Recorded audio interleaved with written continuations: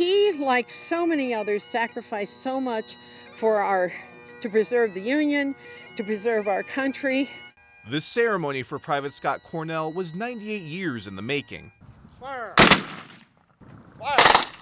The Historical Society of Dayton Valley found Cornell's headstone at the Dayton Cemetery and did some extensive research with other groups to find his backstory.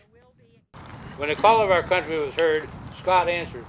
And they found some extraordinary facts. He was part of the 79th U.S. Colored Infantry, and documents show he lost one of his legs in 1863 after being wounded in the Battle of Honey Springs in what is now Oklahoma.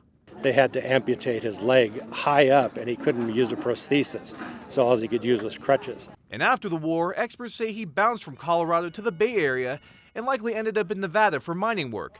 His former slave master tried to stop his pension by telling government officials he received the wound while working for him. Several doctors that treated him verified that they treated him when he was wounded in Oklahoma, and that it was a legitimate wound. He went on and he persevered, and he had the doctors and the other people with affidavits and proof that he was wounded in the Civil War. From here, the next step is to find Private Cornell's descendants to give them his folded flag, as is customary after a funeral with military honors. He went from slave to soldier to casualty to disabled veteran to outcast thanks to false testimony, to being a miner, which he could not do because of his injury, and eventually to getting a disability pension and coming here to Dayton and living out the rest of his days.